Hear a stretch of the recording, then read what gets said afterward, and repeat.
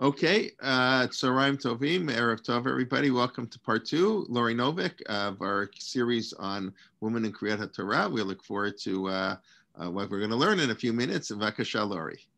Okay, thank you so much, Rev Jay. Thanks to all of you for coming back for part 2.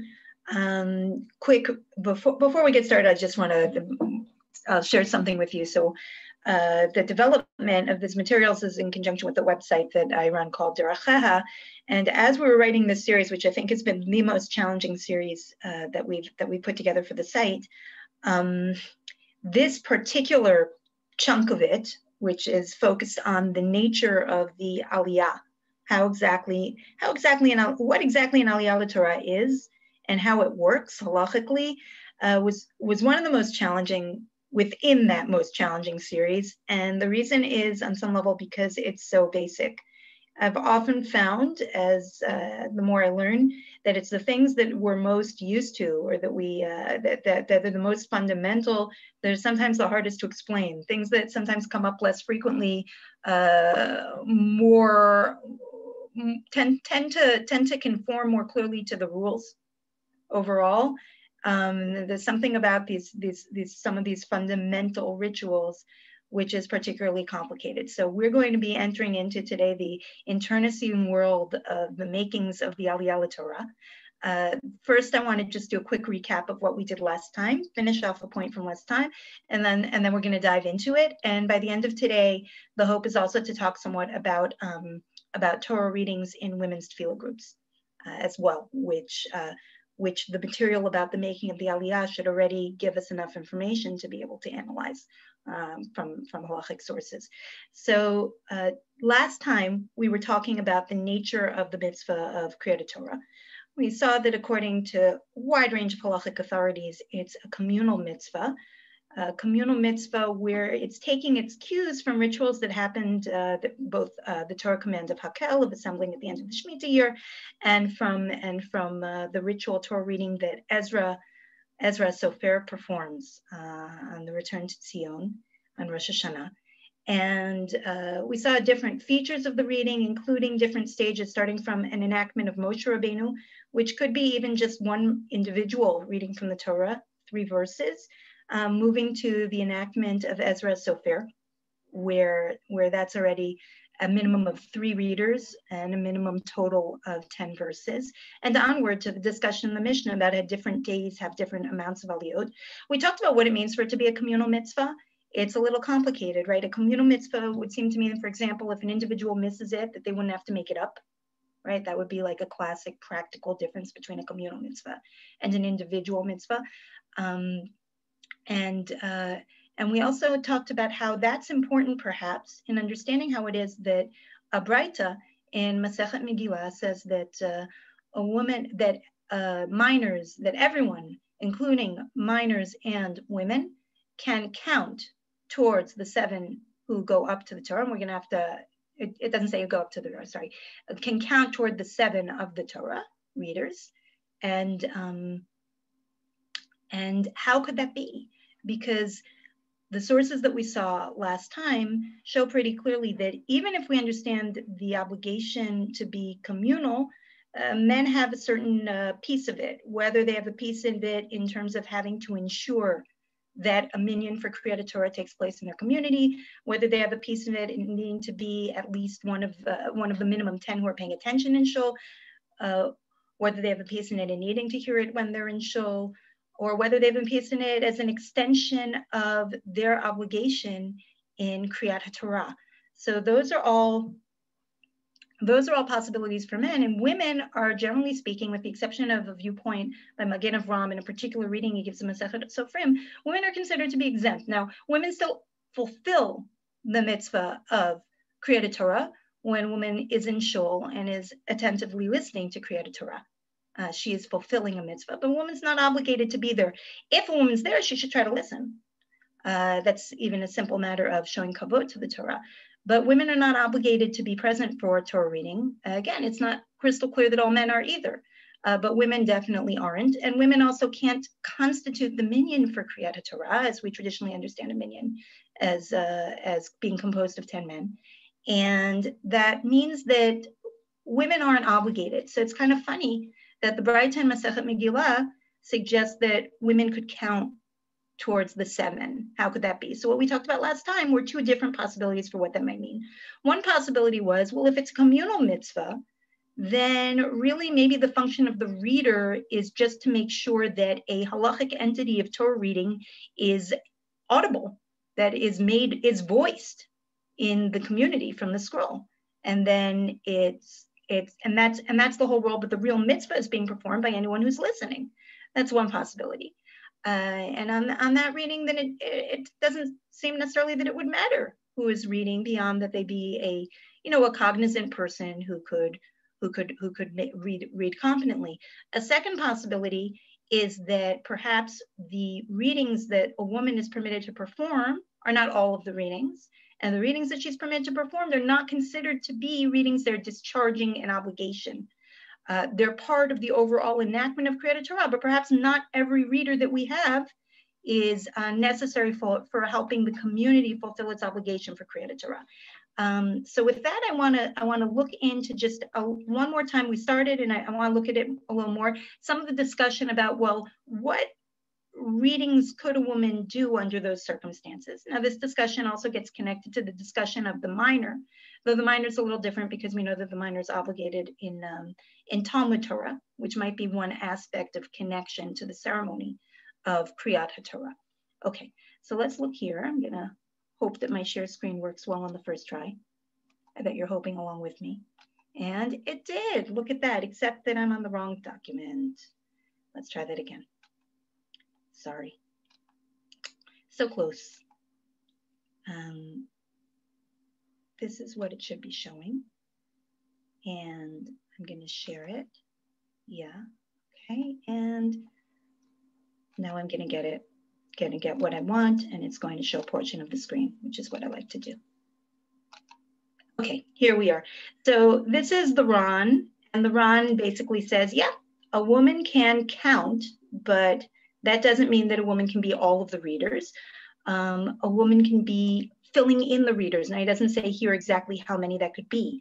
Perush olin lehashlim ka'amar. He explains this as meaning they count towards filling in the readers. It can't be that all the readers are minors or are women. The Meiri suggests that this might be fulfilled after the first reading. He suggests that there has to be there has to be one male adult reading the Torah reading for every reading. Once that one man has read, we've already fulfilled the enactment of Moshe Rabbeinu. And Takanat Ezra, from his perspective, is a little bit more flexible in terms of who can read, so that the discharging obligations element of reading would perhaps only be for the first reader. But there is another version that says almost the opposite. Hagot Maimoniot, talking here about a bondsman, where a bondsman is often compared to a woman in terms of obligations and mitzvot, insofar as they share an exemption from positive time-bound commandments, says that, oh, it's specifically for the 7th Aliyah that the bondsman could go up. Duran says something else that's really interesting as well. He reads the Braita that talks about women counting very closely, and it says Hakol Olim Leminyan Shiv'ah. Anyone could count toward the count of 7 readers, i.e., maybe that means specifically at a time when there's 7 readers, i.e. on Shabbos. Maybe that's not something that could work for a Monday reading or a Thursday reading or Shabbos Mincha reading, and that's how Mishnah Berurah reads it. Mishnah Berurah says, V'alo leminyan shlosha. Yeah. This whole discussion is not even touching on any reading that's anything other than the Shabbos Torah reading with 7 readers. Of course, it's not the only opinion. Centuries earlier, the Meiri suggested that no, it's not Davka, it's not specifically the reading of 7 on Shabbos. It could be something else. So I wanted you to see this because I wanted you to understand that even if we were to come to the practical halachic conclusion that there's room for women to be reading from the Torah, there would still be a big discussion to be had about what aliyot a woman could have. And that's not even taking into account one other halachic factor, which is already discussed in the Mishnah, which is that the first Aliyah traditionally goes to a Kohen, and the second Aliyah goes to a Levi. And when they talk about Kohen and Levi, they mean a male Kohen and a male Levi. So in practice, we're not sure, even according to that first line in the Baraita that says that women could count, theoretically at least, toward the count of 7 readers of the Torah. It's not clear if we're talking about one of the readings could be a woman, or if we're talking about, let's say 4 of the readings could be a woman, and we would need the first 3 that would fill Takanat of Moshe. If we're talking about, like, we could say 6, but the Levi would have to be in there, so really could 5 of the readings be a woman? Would the majority have to be men, and that's what filling in would mean?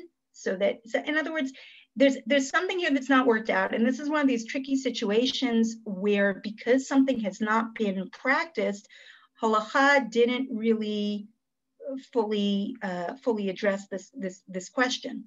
I mean, we just have a limit of what there is to go on in terms of what this would mean, because it hasn't been practiced. So it's a real question that would have to be addressed, but within the framework, the initial framework that says that a woman could count, that could be for one or the final Aliyah, and I shouldn't really say Aliyah yet because we're not there. We're about to be there. It could be for the final reading, or it might be for some more. It's certainly not for all 7. The first 2 are going to be a Kohen and Levi, and it's probably, you can make a good argument that it's 3 or less. But again, it's just not certain, and it's just not resolved.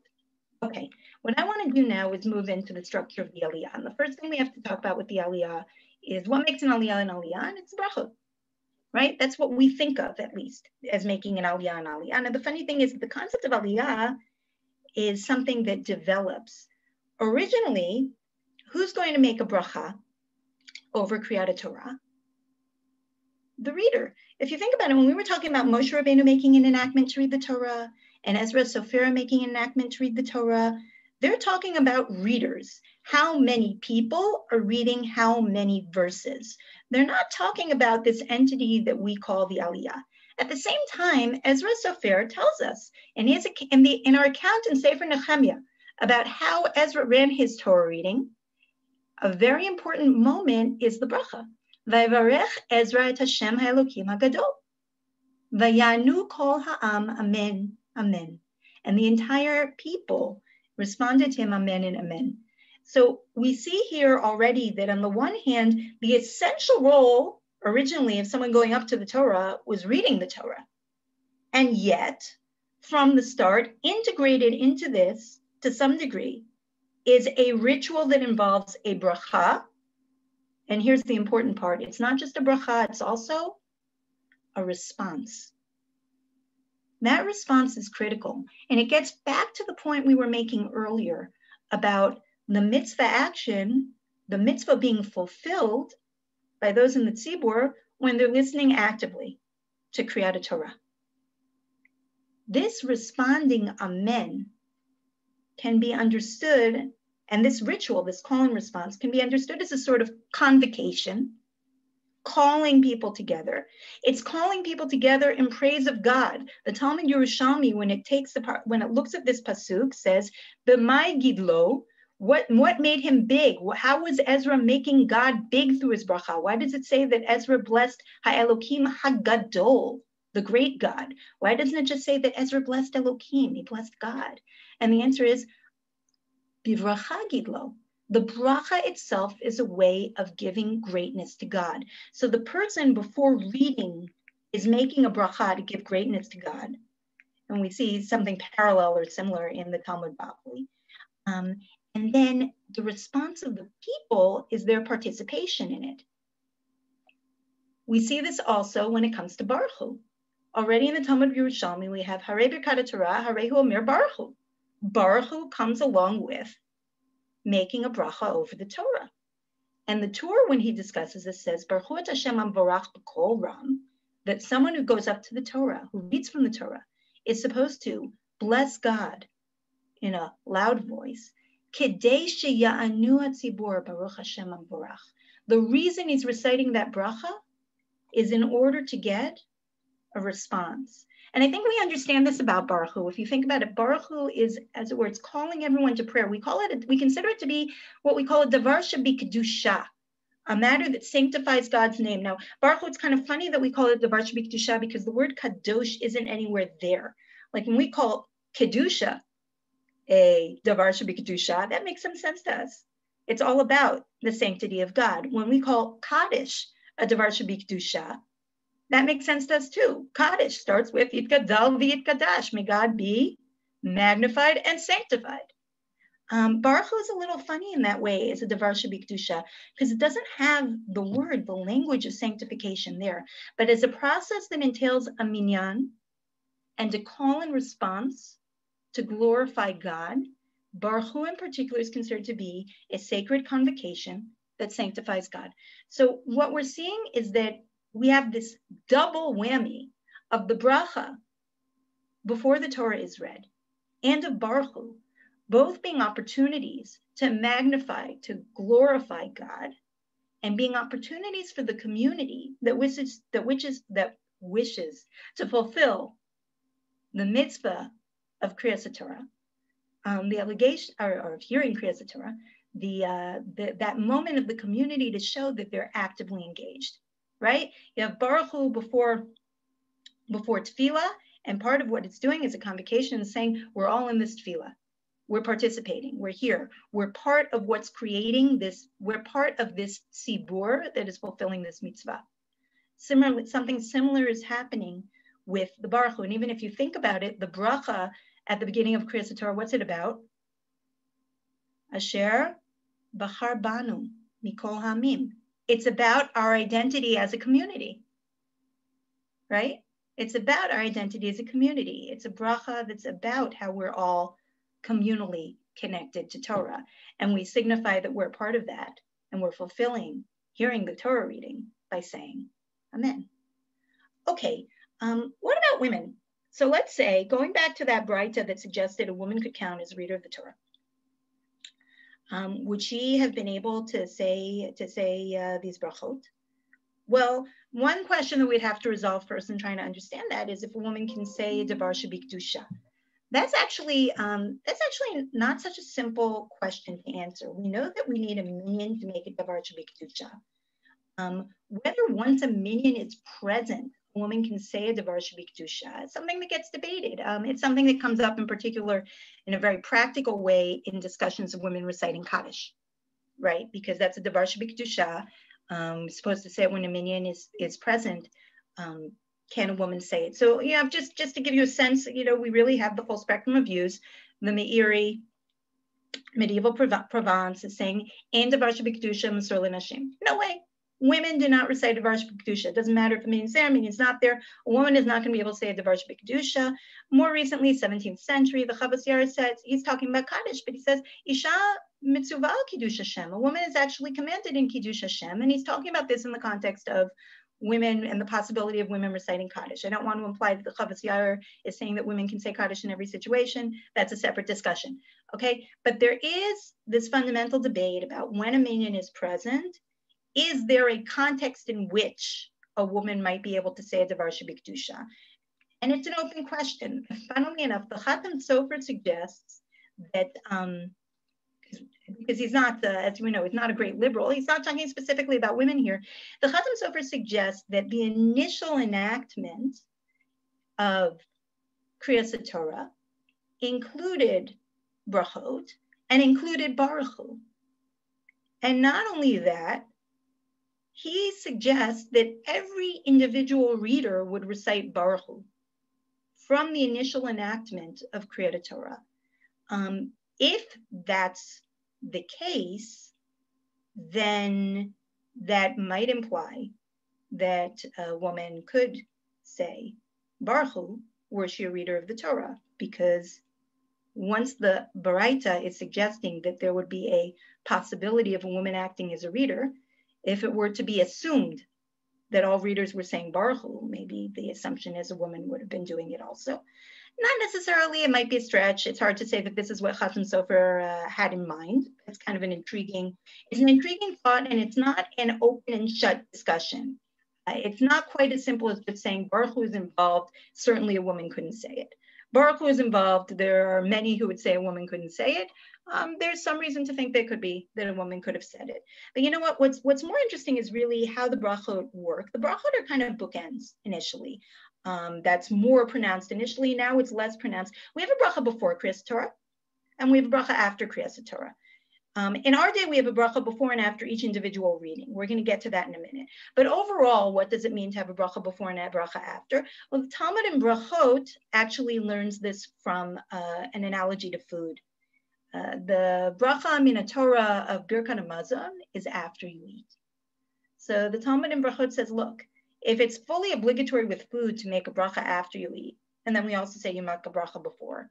So Keri'at Torah, where we know there's an obligation to make a bracha before, certainly we should also be making a bracha after. So we have this idea of bookend brachot, but originally, like I was saying, and we see this in the Mishnah, it was really just 2 readers total who made any brachot.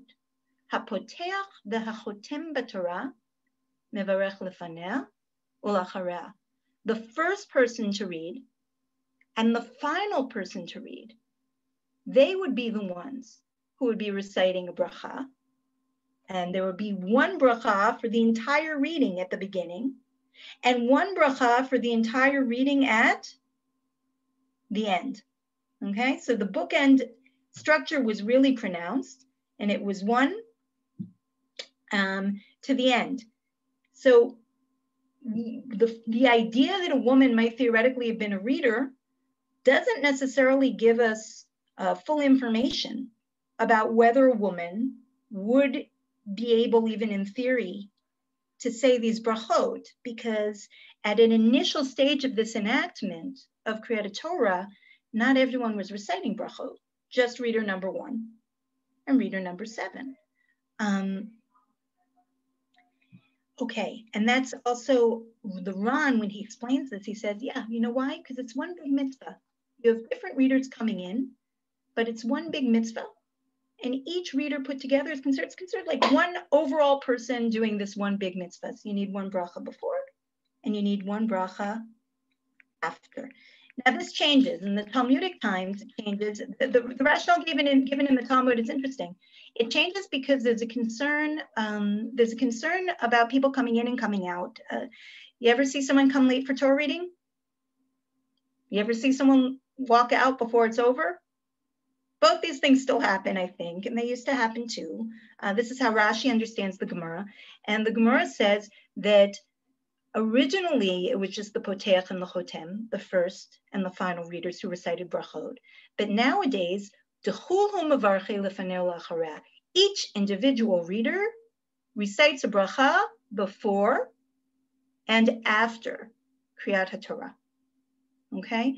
And if our concern is for people coming in late or leaving early, what have we accomplished? What we've accomplished is we've made it clear to everybody that a unit of Torah requires bookend brachot. Someone who misses the beginning or misses the end might not realize that there was a bracha before or that another bracha was coming. Now it's going to be crystal clear to everybody who's there that that's what's going on. By the way, there's another way to explain this, that maybe it's talking about the readers. Maybe the reader themselves, maybe all the readers have to hear the brachot, and they were worried about a reader coming late, and then a reader would have missed the brachot before reading, and that would have been a big problem, and that's why they enacted it. So it could be from the perspective of the readers as well, that they enacted that each and every stage of the reading has a bracha before and a bracha after. I want you just even to think about how time allotments work in Shul for Keri'at Torah. Think how much more streamlined it would be if we did not have a bracha before and after each and every time someone went up to read from Torah.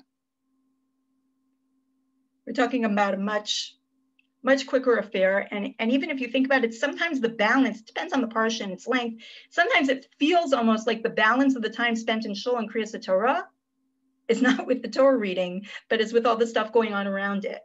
That's a development. Originally, what's going on, someone going up to the Torah, what that would mean is someone was going to read from the Torah.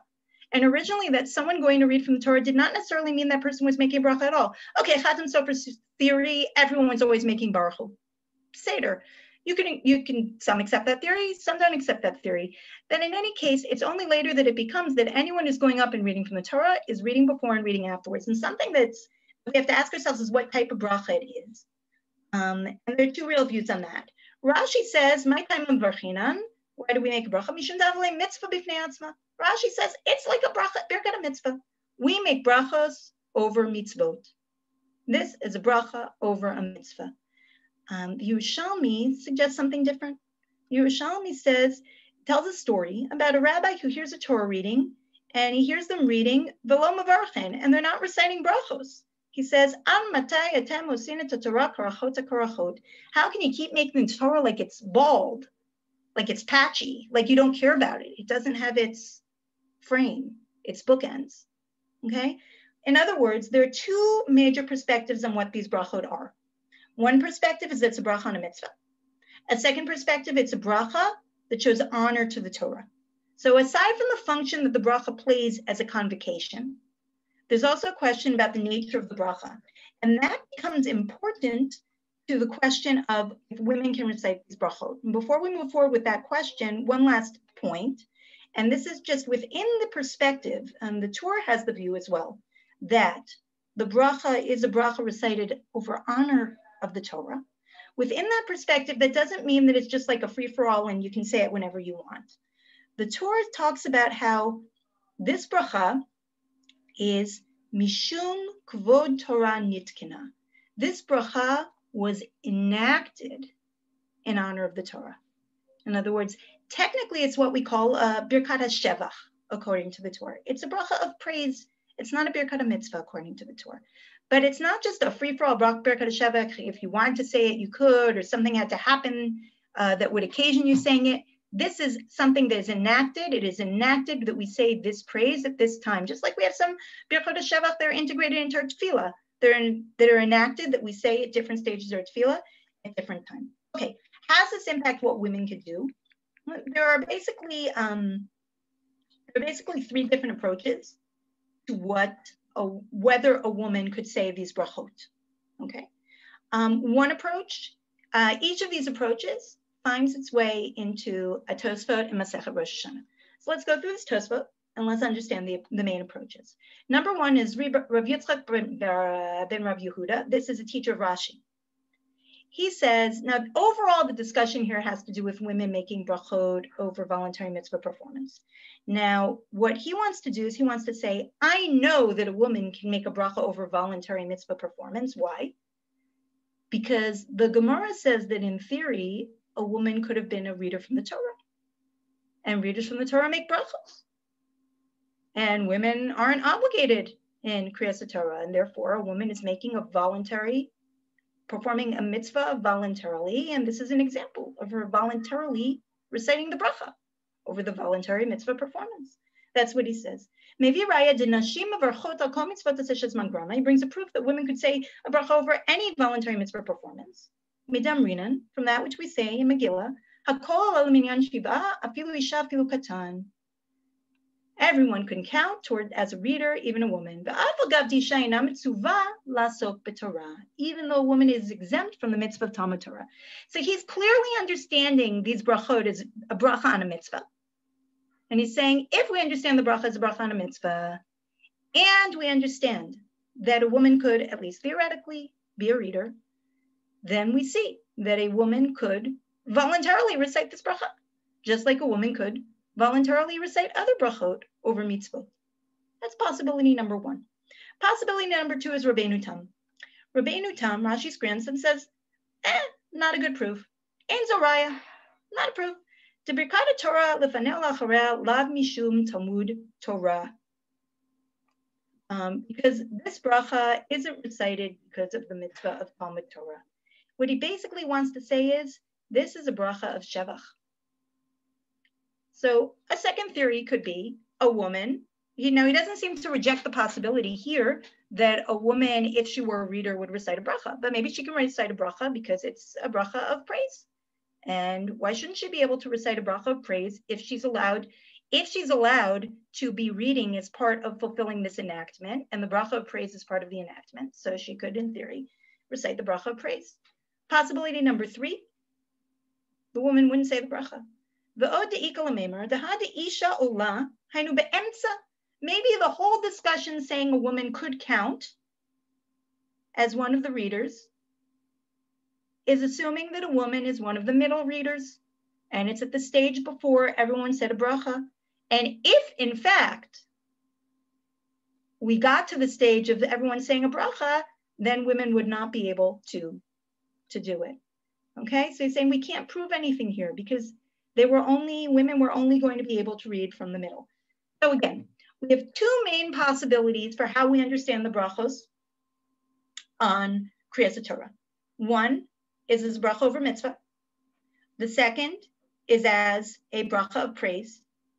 If we understand it as a bracha over a mitzvah, it's possible that a woman reader could recite it as a voluntary recitation of bracha over mitzvah. If we understand it as a bracha of praise, we could say that a woman who's included, the rabbis or sages who made the enactment make room for a woman to read within the enactment, then she can also make the bracha that's included in the enactment. If, however, we could say at the same time, no, maybe none of this works. And why would this not work? Maybe none of this works because maybe that whole discussion about a woman perhaps being able to read from the Torah was only talking about the middle readings to start with. And those middle readings at a stage before they included making a bracha. So maybe the idea that a woman could, in theory, read from the Torah, maybe it tells us nothing about whether she could have made a bracha later, and maybe she wouldn't really have been able to. Okay, and all of these, because of time, we can't go through all of them. But there are different early halachic authorities that espouse different views on this. Rabbeinu Manoach seems to suggest that sure, a woman, if she were called up to the Torah, would make the brachos, no problem. The issue with the woman going up to the Torah to read from the Torah is something else. We'll talk about later. Kvod Tzibur, not today. The Meiri seems to suggest that no, a woman can't possibly be a reader in a situation where a bracha has to be recited for every Aliyah, because a woman is exempt and it's a Birkat mitzvah. And perhaps that bracha is also part of discharging an obligation for the community. The Ran takes a different view. He disagrees. So we have a lot of different perspectives on what this can mean in terms of the bracha. Take away from what we've got so far. The Aliyah, okay, the initial stage of the Aliyah is that the reader goes up and the reader recites a bracha before and after. Okay, that's what the Ola Torah does. Whether a woman, in theory, could be doing all of those things is a matter of debate. There is a solid halachic argument to be made that a woman in that case could be making and would be making the brachot, perhaps even including baruch Hu. And you could say differently. One of the things that's hard, again, is that we don't have a practical halachic discussion of centuries about what a woman does when she gets called to the Torah. But it does not seem that it's ruled out for her to make the brachot, except according to some views, but it's not unanimous. Okay. Next step, let's understand a little bit more about how we got to the Aliyah that we have today. They're kind of 2 different, we have a problem. We saw last week at the end, the Rivash. I think we only saw it maybe in question time.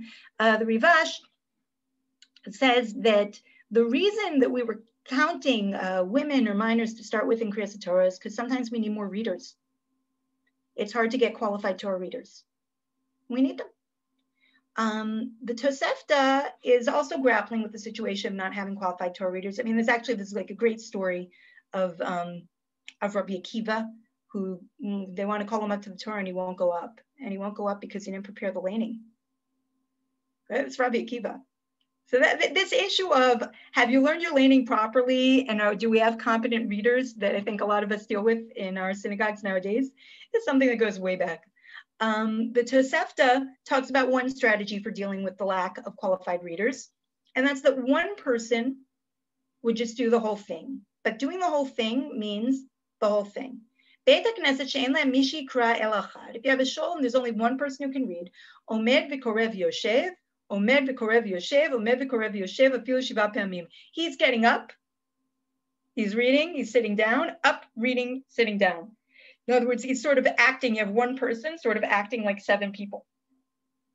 That's the first strategy.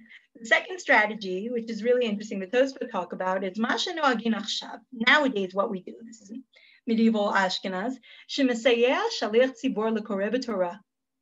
There's a shaliach tzibor, a prayer leader, and he helps the person who's reading from the Torah.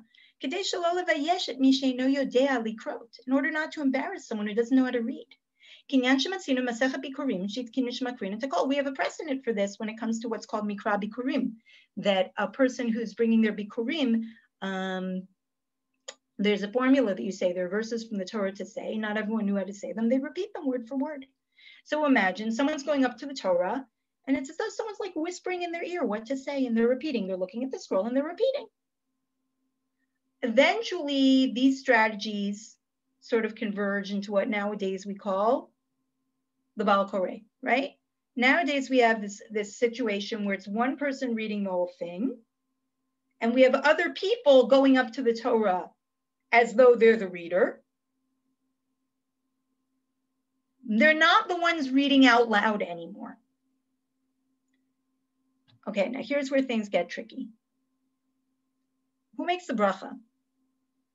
Generally speaking, I mean, we saw in the Mishnah, it's very clear from the Mevarech, it's very clear from the Mishnah, it's clear from the Gemara that it's the reader from the Torah who makes a bracha. Now, at the point at which you have someone who's reading out loud, and you have someone else coming up, now, originally, let's say with the Tosfot strategy, if someone else is coming up, but they're repeating word for word, and they're still the ones who are saying it out loud, we can understand now that person is still the reader and is still making the bracha. They just were getting some help from the side. But nowadays, it's not exactly like what works. That's not what happens. So how does it work? The Rosh suggests a solution. It's not a simple solution. The Rosh suggests like this. He says, not everyone knows the truck. And then you can't, we don't have a Kriyas Torah. You can't discharge, there's no communal obligation fulfilled in Kriyas Torah if it's read wrong. And everyone thinks they know. And then it's going to make a whole fight if the person, if this sounds very familiar, right? Very human. Person thinks they know it better than they do. And if you tell them not to lane, you're going to have a whole crisis. So what was the solution? We have the Baal Koreh. Okay. Umikol makom, gam ha'omed likrot yikra benachat uvdikduk in shaliach tzibur. The person who we now have a new character who's entered the scene, the olel leTorah. The person who's just going up to the Torah, but is not actually reading aloud. But the Rosh says that person actually needs to read along with the prayer leader. Shalotei bracha levatala. Because otherwise, he says it's going to be a bracha levatala. The bracha, from his perspective, has to be said by a reader. What makes or establishes that the oleh is a reader? The oleh establishes the status of being a reader by reading quietly from the Torah scroll alongside the Baal Koreh. This, by the way, is common practice. At the same time, it's not perfect. We don't have time to go into all the issues, but one essential issue with this is, what actually does it matter that he's reading quietly? The whole thing he's supposed to do is to read out loud. Does it really help him to become the reader if he's reading quietly? This isn't simple. If it's hard for you to follow, it's not your fault. It's really complicated to try to understand how you can have something that is originally enacted as the person who's reading out loud from the Torah is making the bracha, has become someone is making the bracha and someone else is reading out loud from the Torah. So one possibility is, okay, the guy who made the bracha, he's reading quietly. It's not perfect. Another possibility, and this is something suggested by Beit Yosef, is that maybe the person who's coming up to the Torah is like the reader from the halacha of shomea ke'oneh, of hearing being tantamount to responding or to reading. Okay, we have this in different mitzvahs. We talked about last week with Kriyas and Megillah, right? Each and every one of us is obligated in reading the Megillah, and we're considered to be like readers when one person reads and we listen, and it's as though we're tantamount to reading ourselves. So now what the Beit Yosef wants to say is that specifically is working for the guy who's going up to be olel Torah. The guy who's olel Torah, when he's listening to the reading, it's as though he's answering. That makes him like a reader, so his bracha worked. This also is not a perfect solution. For example, why is this guy any more of a reader from Shomea Ke'oneh than someone else sitting in the shul? maybe because he sees a scroll, maybe because of the intentionality of the person, of the Baal Koreh. It's really messy. And this is not something that's resolved. Meaning there are different theories where Moshe Feinstein wanted to suggest that there was a halachic agency involved here, shlichut. It's not really clear how that works either. There are different theories. Each of them has a hole. And it's because this is how we do Kriyas Torah really evolved. And it's hard to see exactly how it covers all the bases. That being said, it looks like Shomea Ke'oneh is probably a part of it. Either that or we're going to consider the reader reading along as being tantamount to reading. That's really important when we consider the question of a woman reading from the Torah. Why? Because Shomea Ke'oneh is something that works when someone is, when someone's obligated, when someone has an obligation. Shomea Ke'oneh works.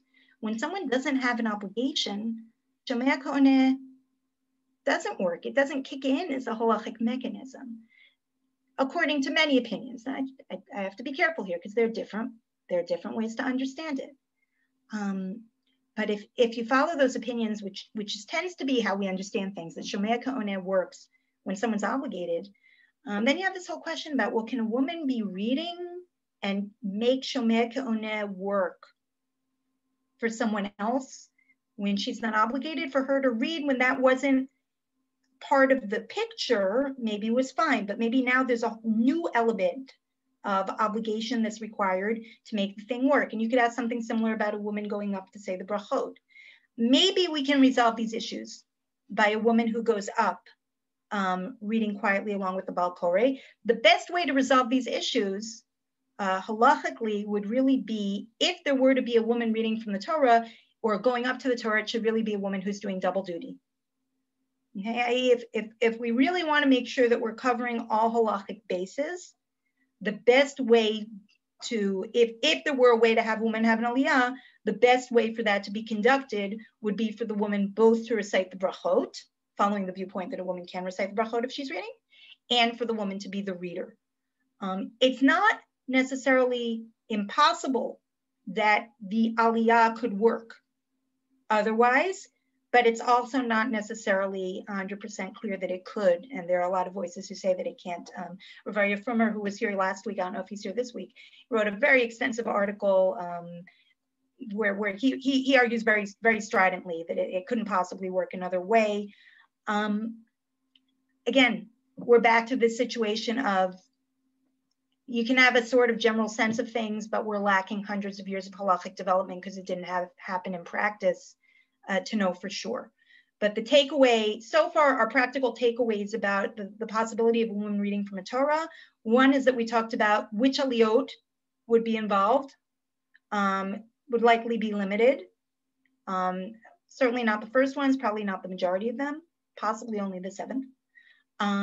And that ideally, so as to get away from questions of how Shomea Ke'oneh works, ideally, either the woman, one possibility might be for the woman who's making the brachot to read quietly. And if we follow the Rosh, that could work.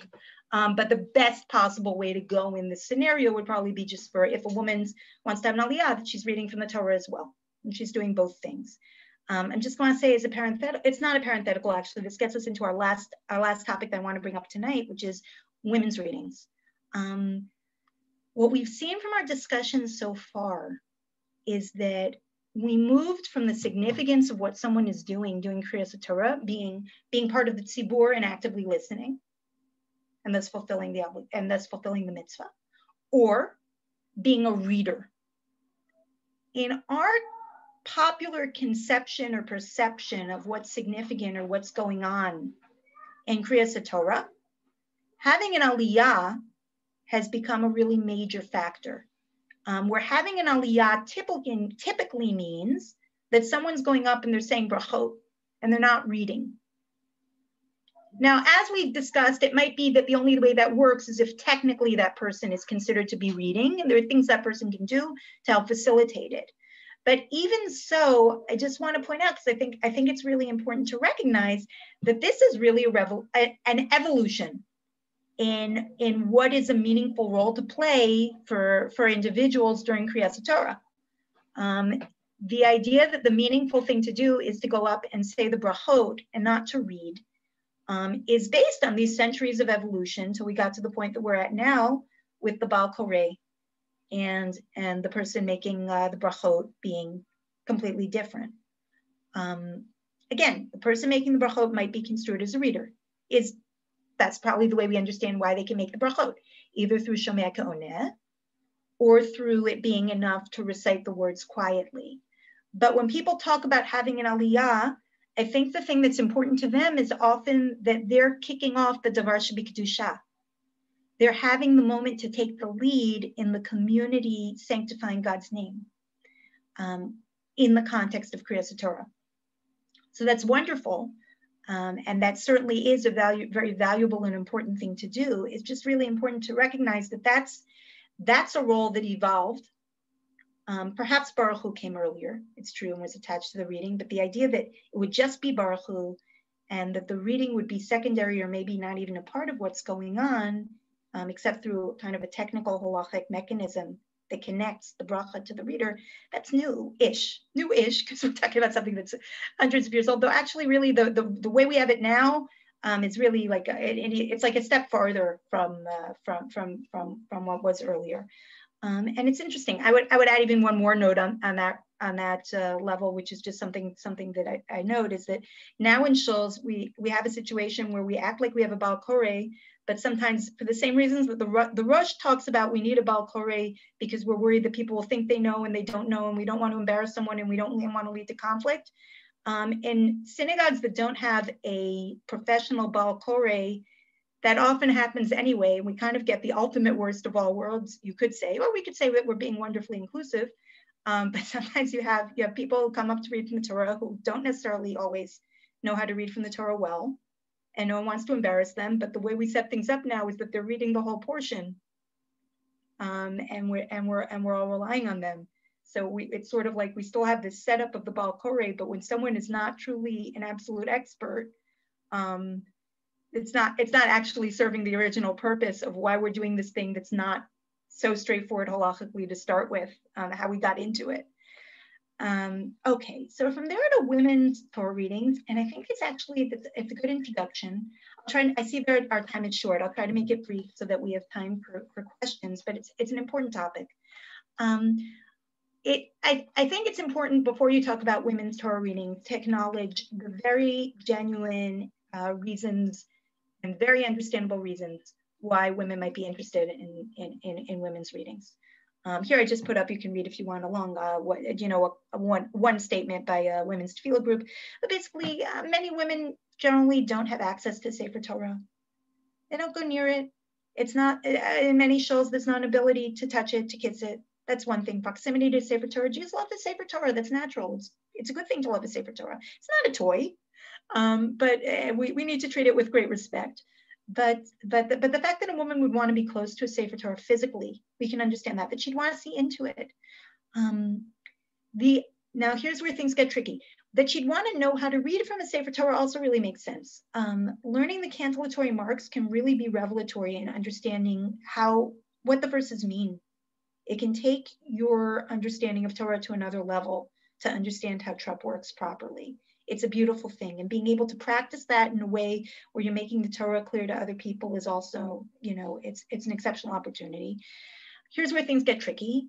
Another reason why women are interested in women's readings is because they want the experience of having an Aliyah. And that's a trickier thing. That's a trickier proposition. Why is it a trickier proposition? Well, what we've learned so far is that the halachic definition of Kriyas Torah has to take place with a minyan. And the Aliyah, as we know it, where it doesn't entail reading the Torah itself, is this whole evolutionary process that's all within these brachot that were enacted specifically to be said by the reader within the context of fulfilling the enactment of Kriyas Torah before a minyan. So it's a tricky thing because not all, but many, and it's completely understandable. Many women who seek out women's Torah readings, what they're seeking out is the opportunity to have an Aliyah. they can't technically have an Aliyah because the reading that's taking place is technically group Torah study and not full-fledged fulfillment of the enactment of Kriyas Torah. Now, it's still women being close to the Torah. They can read the Torah beautifully. There can be a fulfillment of learning Torah from what's done, but it's still not technically considered Kriyas Torah, which means that the brachot that were enacted to be part of Kriyas Torah aren't obligatory here. And that is where these things get really tricky. Now, in fairness, we don't have time to go through all the discussion. There's so much discussions about women's tefillah groups. I want to point out that a lot of the discussion around women's tefillah groups, and in particular, a lot of the objections have been about specifically the Torah services. Women getting together for Kabbalat Shabbat. I'm not saying that no one ever raises questions, but it's much less controversial. And we know that women daven together and have davened together for centuries, that this is saying prayers together as a group of women is a beautiful, praiseworthy thing.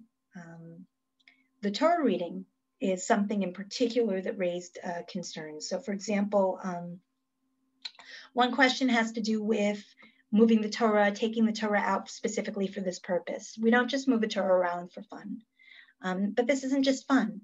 So really that winds up getting into sort of like a hashkafic question about, well, how important are these readings? Let's say a Chabad house might take out a Sefer Torah to show the kids in town what a Torah looks like, or a school might take a Sefer Torah out to show it to children. Is women's desire to be close to the Torah and learn Torah from looking into the Torah any different from that? So that's a real discussion, and you can argue both sides. Another question has to do with creating rituals or emulating rituals for the purpose of spiritual gratification. There's Talmudic precedent for doing that kind of thing. We know that, for example, the korbanot were passed around to women to, as it were, lean on them, but they didn't really lean on them because they weren't fully obligated, and they weren't obligated in the mitzvah of leaning on a sacrifice. That was permitted in Beit HaMikdash. It's a pretty big deal, and that was permitted even though there might have been a violation of a rabbinic, of appearing to violate a rabbinic law of appearing to do something with sacred animals that is not strictly for the purpose of the temple service. That kind of logic apply here, and you could say that it would. A counter argument might be, well, and this is Rav Schachter, Rav Schachter of YU's counter argument is, well, that was specifically because there was no other way for them to lean on the sacrifice. In the context of Kriyas Torah, a woman who wants to fulfill the mitzvah of Kriyas Torah just has to go to shul. It's not that she has no option to fulfill it without having her own service. There's a lot of questions and there's a lot of hesitancy. Rav Aaron Lichtenstein writes about understanding the feelings of people who want this, that he's worried about how it's going to affect halacha. There's a lot of questions in the background. Like if we're talking about the technical question about what's going on with the Aliyah, so I found this source to be particularly important. And this is a Shari Ephraim, and he's Nachron, and he's talking about how, let's say you have a place where you have a community where they have a Sefer Torah and they don't have a minyan. Rural community. There are a number of families. Let's say there's 6, 7 families. And they have 8 men on a Shabbos. They don't have 10 men every Shabbos. What do they do when it comes time for Torah reading? He says, Yishuvim she'en sham minyan, v'rotzim likrot hasidra b'Torah b'knufiya shelahem. A yishuv that doesn't have a minyan and they want to read the Torah together as a group, below bracha klal rishayim. If they want to do it without any bracha at all, those men are permitted to do it for the community. V'gam yacholim lomar Ha-Torah b'nevi'im below bracha, and they can say the Ha-Torah without a bracha. Without a bracha at all. And they shouldn't even have different people, as it were, coming up to the Torah like olim. Rather, one person should read the whole thing, mitoch hasefer, v'shar yishma'u. They're trying to make it distinct from how created Torah is. So on the one hand, they can have it set close to the Torah and learn from it. And on the other hand, not mistake it for Kriyat Torah. Some suggestions that have been made for how to make women's group Torah study in women's tefillah groups resemble Kriyas Torah are really tricky. And again, they're balancing this tension. And the tension is that on the one hand, halachically, it can't really be an Aliyah in a full-fledged sense. And on the other hand, part of the reason why women are interested in doing this is to have the experience of an Aliyah. And that experience, by the way, can be profound. There are women who will say that this was one of the spiritual highs of their lives, was having an Aliyah in a women's Torah service. And this is a very difficult tension to navigate, that women going to these services want it to be as close as possible to the Aliyah experience. And at the same time, it's not an Aliyah. So what do you do? So one suggestion, which has been credited variously to Rav Avi Weiss and to Rav Saul Berman, is that a woman wouldn't say Birchos HaTorah in the morning. She wouldn't say Birchos HaTorah in the morning, and she would have in mind when she says Ava Rabba not to be Yotzei Birchos HaTorah.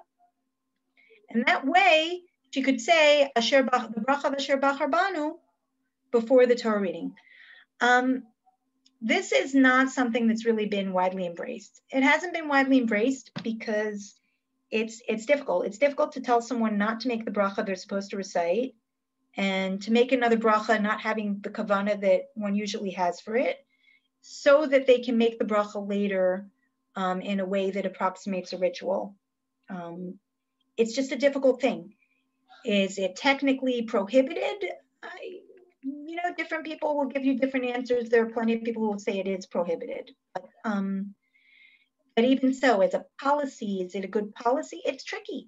Now, I spoke with the shul rabbi who has this in his shul, and he said when it got started, it actually seemed to him to be a positive thing, because a lot of the women who were saying Birchos HaTorah in this way in the women's tefillah group were women who otherwise weren't saying Birchos HaTorah in the morning at all. So this was a win. It wasn't that they were omitting something they usually said. It was that they were saying something that they should be saying that ordinarily they weren't. Over time, this rabbi came to think that it wasn't so helpful because these women still weren't saying it every morning. They were only saying it in this context. This is a response by Rav Baruch Bivi. It was written for a book about mitzvah, where he talks about how an official Kriyas Torah needs 10 men. It's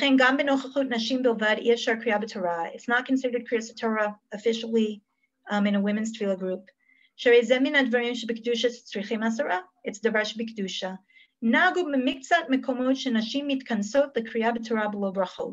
In some places, women get together and they read from a Torah without brachot. He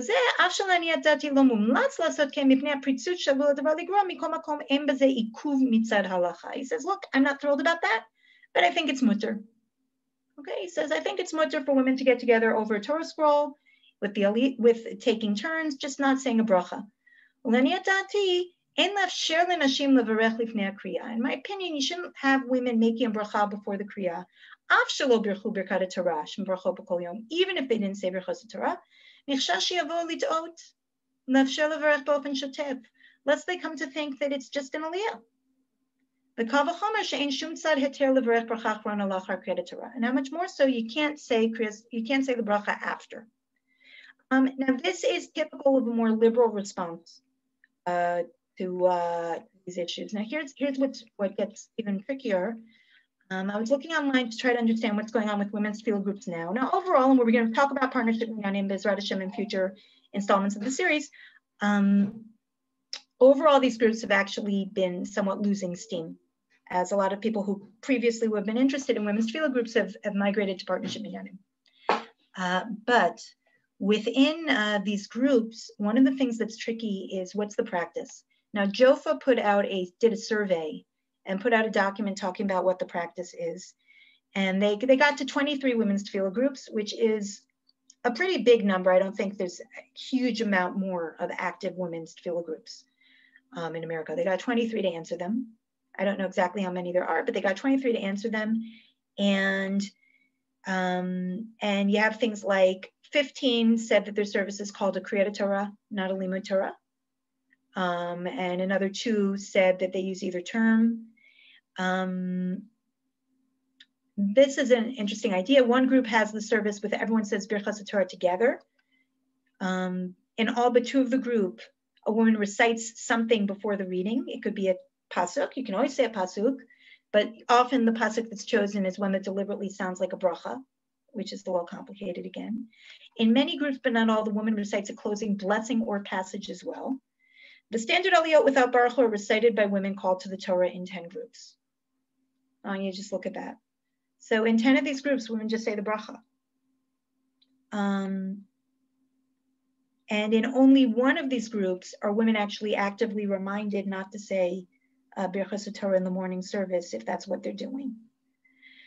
So what I'm trying to say is that one of the things that, and then just to further make things complicated, in some places, the blessing Baruch Atah Hashem Lamdeni Chukecha, that's the most popular for alternative aliyot where bracha isn't said. But even here, what did they call it? This is a pasuk, but what did she call it?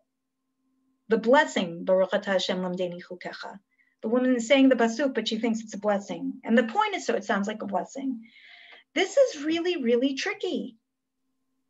It's just very tricky. It's tricky because in practice, it would seem that groups aren't being as careful as they might be in terms of defining what they're doing and explaining the halachot behind it on a regular basis.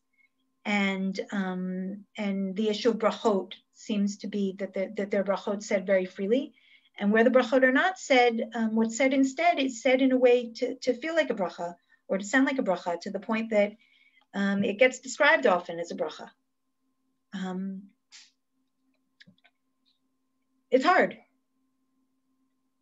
because sometimes we talk about things in what might they be or how might they work out or how it could be, and in practice it doesn't seem necessarily that these groups are being held with complete care about these issues. Now, of course, in some places the rabbi or the local rabbi has given a ruling that brachot can be said, but generally speaking, that ruling is contingent on something like if you didn't say Birchas Torah in the morning, and that according to the survey isn't being explained. So I'm not saying that this is,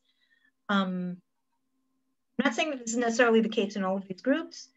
What I am saying is that the care and attention to halachic detail that we would want to take place in these groups is not always happening. And that's obviously really that's a very important factor, because sometimes some of the biggest objections to these groups was, well, it's going to be a slippery slope and women are going to be reciting the brachot freely and they're not going to know any difference between what they're doing and the official Kriyas Torah.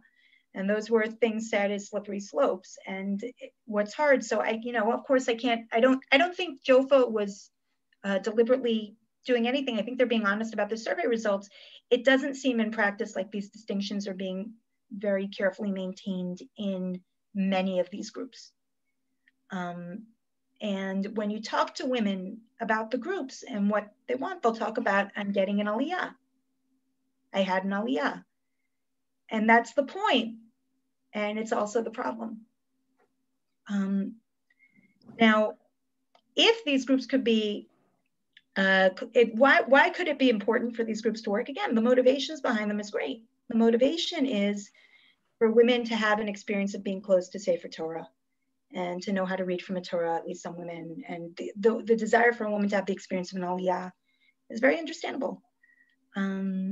And it's just hard to see how it happens in practice. And yet, what we're going to see next time is that we're going to see that there's this similar controversy around partnership minyanim. And at that point, you say, well, wait a minute, what options are we giving women? What are we saying? On the one hand, we're saying that there's these challenges that are not necessarily being met to the satisfaction of halachic authorities of women's tefillah groups, even some of the more liberal authorities, and on the other hand, we're going to see a lot of debate and controversy around partnership minyanim, and it's sort of like, well, I can't do the one that's in shul, or I can, but you don't think I should go to that shul, and you don't like the women's tefillah groups, and so where am I supposed to go with this? Kind of a conundrum, and I don't have a great resolution to that, but I wonder if, I'm saying it's a hypothetical, I've often wondered if if, as opposed to the very strong negative reaction that women's tefillah groups initially received, if the reaction had been more measured and there had been more kind of active rabbinic participation in how they were conducted, and more rabbinic availability in a positive way to help them be conducted in accordance with the dictates of halacha, at least according to some opinions. I wonder if the situation could be different from what it is, and it's just a very tricky thing. But yeah, fundamentally, we've learned about the Aliyah, and the Aliyah is what we did today. We learned about the Aliyah. The Aliyah kind of took on a life of its own. It's kind of funny that for a lot of people, for a lot of men in Shul already, the Aliyah, or the center focus of what you can do in Keri'at Torah, is reciting the brachos. And now we have a situation where women who want to emulate the Keri'at Torah experience, or different aspects or leadership aspects of the Keri'at Torah experience on their own, and it's understandable, are particularly interested specifically in an Aliyah. And where the Keri'at, reading from the Torah, where it's not officially Keri'at Torah, but you're still actually reading from the Torah in the sense of learning together, that definitely happens and can happen, or at least according to some opinions, it can happen. I should be careful because there are different opinions about this. But the Aliyah aspect is actually much harder when you're outside of the context of the official enactment of Keri'at Torah. Okay, Tov, I'm sorry it took so much time. I can stay around for questions. Anyone who wants to stay is welcome to stay, but I'm sorry that we've gone so over. Okay, Rav Jay. Yes. I will listen. The way you the tension, I hear it in you, the difficulty of the issue. And I think, and I don't think as a man, I can fully understand it. Someone who's could lay, I think only really a woman can understand it. And I hear like, it's beautiful, I don't know what the word is to describe, but we're struggling with the issue. Like I said, at the end of Dr. Luxon's class, if anybody would have told you we'd be here 50 years ago or even 30 years ago, 50 years ago, a woman couldn't study Talmud. Like it was almost impossible.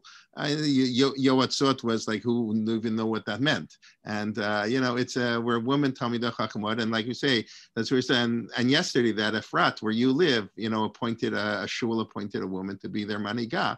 It's like unbelievable. So what will be, and, it would have been 50 years ago, could have had, how can women learn Talmud? It's against the Rambam. It's tiflut, it's against the Mishnah Sota. He could have quoted 1,000 reasons why it's forbidden for a woman to learn Gemara. So sometimes what we think is forbidden today might not be later, although I will, and then I'll get to the questions. I'm not sure your last point, if they had done with rabbis, you need people who really, were the forerunners in the 70s. But I think in Rabbi Briskin's shul, like Lincoln Square, which is where, a lot of this got started, there was rabbinic leadership, and Rav Goren was involved in issuing, psakim. I think Rav Goren did allow, I don't think you mentioned Rav Goren, but I think he did allow women to actually have aliyot. He was sort of, I don't know if you want to call him an outlier, but he did allow it. And I do think they did. I don't think the issue was that the rabbis who were upset they weren't following rabbinic opinion. I don't think the people against didn't accept those rabbis who said it was allowed. I think I think it's a more fundamental problem. Well, what I'm trying to say is that if it had been something that the community was working on, as opposed, you had certain rabbinic figures who were involved and supportive. You had a very strong, you had like the Queen's Vada Rabbanim issuing a psak that's absolutely usher and in a very strong way. The YU rabbis, 1985, issuing a psak that is completely usher and terrible and a lot of different ways. And those psakim, of course, you can respect them and they're valid psakim. And at the same time, I just wonder if, I can't help wondering if these kind of more lowercase c conservative or Rabbanim had been involved in helping to shape what women's tefillah experiences would be, kind of honoring that as a space, which, by the way, in medieval times, there were some communities where women had their own shuls, and they weren't saying Devar Shebekdusha, In a lot of medieval communities, the mechitza was such you didn't hear the shul at all, and there was a woman who had the official role of leading the other women in prayer. I mean, the idea that women would get together to pray is something that goes way back. The Torah aspect of this in particular, I think, is something that set over the edge, as did, of course, the background of feminism and all kinds of concerns. And those are, it's legitimate that those were concerns, or they are concerns, but I just can't help wondering if there had been a kind of collaborative supportive process in trying to develop what could a prayer gathering of women look like, aside from just Tehillim, right? Not to rap Tehillim are beautiful, but what could a prayer gathering of women look like in a way that could be, receive maximal support? And how can we help guide women to shape that, and in what ways, so I guess I'm a dreamer. I'm just saying that what I see when I look at that Jofa document, it's a little painful for me. And I think the reason why it's painful is because it's clear that the kinds of stuff that we were learning today, like it's not stuff that people have necessarily had the opportunity to learn, especially women participating in these groups necessarily, or it's something that was taught once when the group began, and then there wasn't follow-up and it's sort of left on its own. And that's, I think it's healthy for women to be able to have ritual spaces in certain contexts.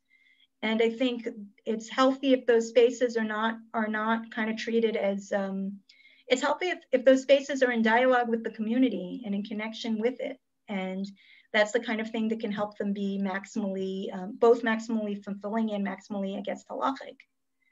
So I think that's, if let's say if someone, is having a women's tefillah group, so, if when students in the past have asked me for guidance on it, one of the things I'll say to them is also, you have to recognize not all these groups are the same.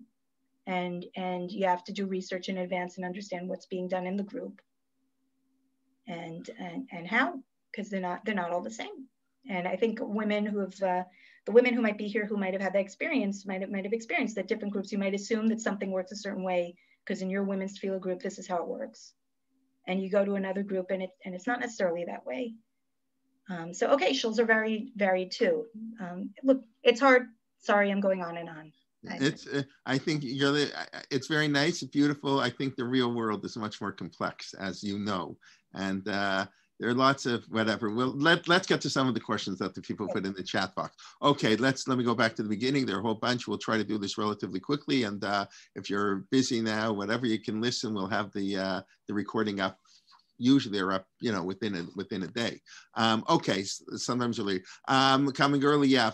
Somebody asking about, I guess you were alluding to that, can be a man being yotze from a woman if he only hears the woman making the Aliyah. If it's a public reading, how would he be yotze Keri'at Ha-Torah? Mm-hmm. So yes, I mean, if you follow the viewpoint that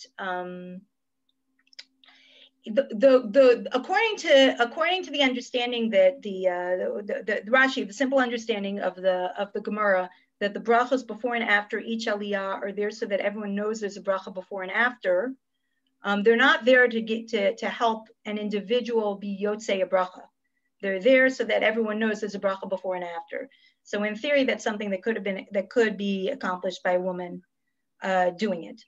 That being said, there's an opinion in the Ra'avan. He does view it as the person making the bracha is being yotze each individual's obligation in the bracha. That's not usually how the bracha obligation is understood. It's not usually understood. It's understood usually as it's an obligation on the reader, and it's fulfilling a requirement of Keri'at Torah. Okay, Judy just pointed out, we did this once at the minyan I was telling backyard. They did do just the first Aliyah and the last Aliyah, the first half and the last half, and the backyard minyanim in COVID. I love how quickly the Keri'at Torah was on those weeks, and even now they're no mishaberach. It's a pleasure. That's I agree to make a minyan a lot quicker. That's a good area to cut out. Okay. David Eisen sort of is suggesting why we don't say the second bracha, Birkat HaTorah, for the Aliyah. The Asher Natan, it's not the same, the Birkat HaTorah and the bracha of the Aliyah, suggesting that there is no end to Talmud Torah, but there is an end to Keri'at Torah. Interesting idea. Nice. Okay. All right. The source link, yes, please go out. There's a quirk on our website. They will go up on the website soon. Last week's sources are there. They are on the, Deracheha website, but we'll have it on the website next to the audio and the video. Okay. Can Aliyah appoint a woman to be the Shalia for the purpose of reading the Torah, according to So if you go by Rav Feinstein's opinion, answer is, I don't know, because it's really hard to understand what he means by shlichus in what he writes. It's not fully worked out. It's not widely understood as being how it works with the shlichus. So it's hard to say. I mean, a man in general can appoint a woman to be a shaliach, but exactly, honestly, I don't fully understand what he's saying there. So I can't even tell you. A whole discussion on the mechitza, what people do for the mechitza middle. I will say, maybe I'll get into trouble here, but halachically speaking, of course, and purely halachically speaking, a mechitza, of course, is only required for Amidah. You don't really need a mechitza for Keri'at Ha-Torah. Halachically, I'm not on communal and all the minhagim. So I don't think the mechitza issue, it's sort of people ask where on the Kol Isha issue that you didn't even raise. What it's we're not there yet. Right. Okay. We'll get there. A lot of people assume it's not, but in it, yes, people put the mechitza down the middle, all kinds of solutions. But I don't know that the issue of a mechitza is not the real issue. That's sort of a side issue, as I understand it. Trop, yeah, we had a 5-part series. Rabbi Weider from YU, who's the best Balkori in the world, most expert Balkori in the world. We did a 5-part session, how Trop as Parshanut. And as I told him, the lesson I learned from his shirim is I'm never laning again in public. You gotta, the detail and the beauty of the pshat and the Trop, a very little thing. Yes, that's true. Women Tefillah group at Share, that's when in Newton, right, said the bracha before and after the reading, no baruch. I didn't read it carefully enough. Is that true? Right. Okay. Well, different. Yeah. Okay. Kabbalah Shabbos, yes, of course, is a recent concept, 16th century, so it's a little bit easier. That issue, I don't think I mentioned last week. There was a rabbi who mentioned to me, I won't mention his name, but in his shul, they used to have kids do Kabbalah Shabbos. They have that a lot of places in Israel. They want to train the kids because it's not part of the minyan, and the chazan sometimes in the middle of the shul. And so they get an 11-year-old kid to daven until Baruch. And the woman in the shul complained it's not right that have a kid and not the woman to allow it. If you're going to allow the kids, you should allow the woman to. So he stopped allowing kids to do it. You can argue with like his solution, but that was an interesting point. But yes, Kabbalah Shabbos is not part of a minyan. We're not going to talk in the context of these shiurim. We're not talking about partnership minyan per se. There's a lot of different things that partnership minyanim do. There are also a lot of different partnership minyanim that do a lot of different things. That's a huge topic. There are a lot of different things. I actually prefer, we're talking here about Keri'at Torah, and we're going to talk about partnership minyanim with respect to Keri'at Torah. And I actually think that's the right way to look at issues related to partnership minyanim because there's so much variation from group to group. I think the best thing is really to look practice by practice and understand what they're doing and what the discussion is. So. Okay, Zoe, I'm not sure. You also said be absent when Kriyat Shema said during, Shachrit, which is another reason some poskim don't. Well, they want to suggest that their suggestion is that you have kavana not to be yotzei with. Yeah. But you're really supposed to be saying Birchas Torah before you say a pasuk. It's just not simple. It's not simple. Right. That was the objection that our posek made as to why women can't say the brachot at our tefillah service, which is at Harvard Hillel. Mm-hmm. Right. Okay. Rabbi Weiss and Rabbi Berman. Okay, their solution for the bracha following the Aliyah. What they say about the bracha following the Aliyah, or at least what Rav Weiss quotes, I think he quotes, and maybe in the name of Rav Berman, there's a Masechet Sofrim that suggests that someone who's learning on their own can make the bracha after the learning on their own. The issue is that the psak is not that way. Someone who learns on their own from a Torah scroll does not recite the bracha following Kriyat Torah. So the fact that Masechet Sofrim said it is really interesting. Take from that precedent that we can say the bracha when it's not actually, we don't actually paskin following what it says is difficult. It's difficult. Zoe, I assume you're talking about Lamdeni Chukek is what they do at Harvard Hillel. Is that what they actually do? That's what we actually do. I'm the one that chose the blessing. I'm the one that chose what we say before. It's not a blessing. Lamdeni Chukecha is a pasuk. Right. It's a pasuk. It's not a bracha. And the reason that people want to say it is because it sounds it's a bracha. Right. Pasuk, it sounds like a bracha. And that there's a way in which that's a great advantage, because it gives that sense, it gives that Aliyah sense without stepping over into, bracha levatala. And there's the disadvantage, which it obfuscates that this is, it's not an Aliyah. We're back to that tension, right? The woman getting the Aliyah wants to feel like it's an Aliyah. Right. I mean, that's been a point of great tension with our services. So yeah, and also for a lot of women, that it's not for some women it's too much, and for some women it's not enough. And it's always the way it goes. it's a real tension. But fortunately for our posek, it's okay, which is also another factor. Right. Look, technically, you can say Baruch Atah Hashem Lamdeni Chukecha with Shem Hashem when you want, because it's a pasuk. Yeah. Okay. The question is, what does it mean to say it in different contexts, and what impression are you doing, and what are you creating? Right. Make it look like bracha when it isn't bracha. Yeah, all the issues. Okay. Tough, as you say. Okay. I'm pointing out that the idea of how the practice that we give a blind person on Aliyah might play into this whole thing, because in practice, absolutely on point, 100%. It's a central discussion. Though what's interesting is like the original rulings to allow a blind person to get an Aliyah were that the blind person was repeating word for word for someone who was saying it quietly, not just that a blind person was up there. That also seems to have evolved. But the fact that we allow a blind person to say an Aliyah, at the same time, we also still say that a preference l'chachila is like the Rosh, that someone who goes up for an Aliyah should be reading it if they have eyesight and they're able to read. So it helps us. It was very relevant in Corona, where people were getting Aliyot who were not necessarily next to Kriyas Torah in some communities, next to the Torah scroll in some communities. So that's important. Basically, we have kind of a conundrum with these halachos. This is what I'm saying. Like I said in the shirn, it's just when I started seeing, like when you see Rav Shlomo Zalman Auerbach say, I don't understand how this, or I don't have a full explanation for how this works, you feel a little better that you're not fully resolved at how it works. I mean, it's really very complicated to understand how all the psakim fit together to have the Baal Koreh work the way it does now. So there are theories, but it's not like there's one answer and it's perfect and it resolves everything. So the blind man is part of the complications of the issue. Basically, there were three solutions or three approaches, as I understood it. Our backyard minion, where I daven, people get Aliyah, they're 50 feet away. When they call me Aliyah, I'm not even in the same backyard as where the Sefer Torah is. I'm in a separate backyard. I'm like 50 feet away from the Baal Koreh, but they call me up for an Aliyah. When they first did, I was a little uncomfortable because, but now I've been down there for so long, and that's such the minhag. That's when, then there's the minhag, I mentioned one person reads at the beginning, one Aliyah at the beginning, like half at the beginning, half at the end. That's not so common, I don't think. And then a lot of shuls, the Baal Koreh gets all 7 Aliyahs, like 7 times. It's Aliyah with scenes. Anyways, whatever. These, as you say, all difficult issues. Risa is hoping that maybe the Mashiach will come and there can still be constructive rabbinic leadership. And there is constructive. I didn't mean to say there's no constructive rabbinic leadership. It's just, I guess, like what it just.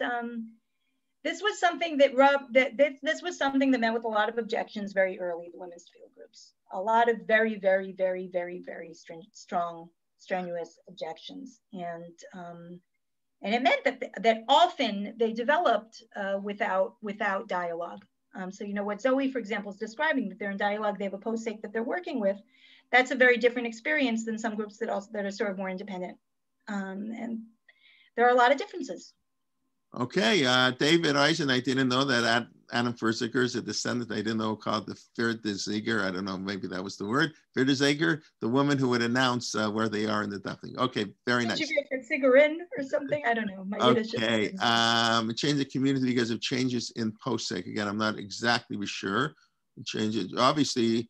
Listen, it's very important. The posek and the community can work together. Yeah, but unfortunately, yeah, okay, that's sources on the website. Okay. It's another thing that I think is, that's one of the things that was it's actually so interesting about that Jofa document, and I think it's interesting here in general, is like nowadays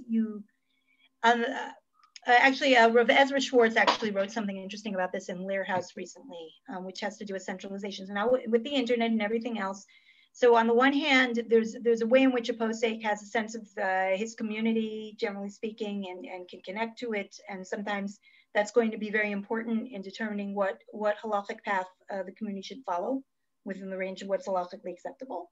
And then at the same time, right now we're in an age with anything that happens in one community is known everywhere else instantly. And that's bad. Well, it's not necessarily bad. It can be great also, but it makes it harder for the, thanks for the link. There's no Maradatra anymore. There's no such thing as a Maradatra anymore. Well, it just makes it harder when one of the big discussions, and it's going to come up again when we talk about partnership minyanim. One of the big debates about it has to do with, well, what rank posek do you have to be to say something like this is okay? So with women's tefillah groups, that's a good question as well. Though right now they seem like very mild compared sometimes in some ways compared to partnership minyanim in terms of controversy, right? They're not the hot topic the same way. But this is a question of like what level posek do you have to be to say something is all right? And it's a good question, of course. And then one of the responses has been, well, someone who's local, again, they have their ear to the ground, they know what's needed, et cetera, et cetera. But that whole dynamic, I think, changes now, where what's local doesn't stay local, and that's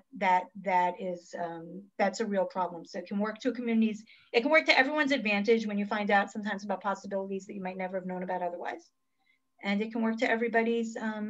It can work to disadvantage as it becomes much more difficult for a differentiated psak to be given somewhere because there's an understanding that people apply it. And I know this from working on Hilchot Nida, in particular on the internet, and also women getting in touch with me. It's rampant.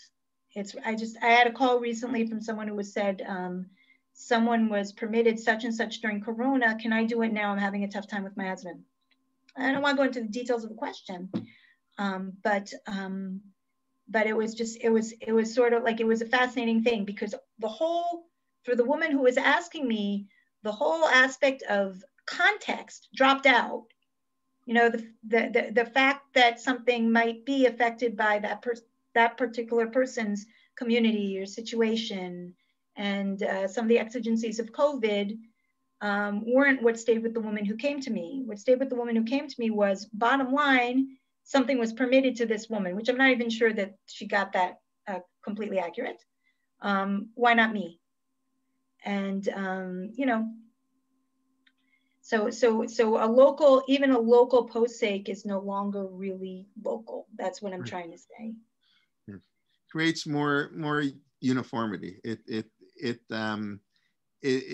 makes innovation much harder in any area, in any direction. Yeah. Okay. That's for another discussion. Okay. I think that pretty much got all the questions covered pretty much. So we want to thank you, and always for your sensitivity to the topic, as I always say, and in the fairness and the reading of the sources, removed from all the harshness of this discussion that sometimes goes on. So that's always a pleasure. Thank you. We look forward to next week and continuing. And okay, this evening, Moshe Sokolov, Dr. Sokolov, on the Ha-Torah of the week. I invite you to come. That's 8 p.m. this evening. Tomorrow morning, Shuli Mishkin, 11 a.m. for always fascinating series. And now we're doing the modern state of Israel. And then tomorrow night, Rebecca Winter was also fascinating. Will be young, very neuro PhD or neuroscience, but Talmidah Chachama. We're giving the Parsha Shir tomorrow night, and Friday morning I'll be giving the Pirkei Avot Shir 9:30 a.m. So we look forward to learning with you and then continuing all the Shir next week. Okay, everybody be well. We look forward to your comments, or all suggestions. We'll try to get it. I think somebody wrote that the sources now are up on our website. I'd be very happy to hear. I'm glad that means that the glitch we had is fixed. That's a good thing. And we always look forward to your ideas and suggestions, and we appreciate it. And Laurie, of course, we appreciate all the hard work and the patience and taking all the questions. So thank you very much. And we'll see you all soon. Have a wonderful day, everybody. Thanks, everybody. Good night. Or good day. Yes.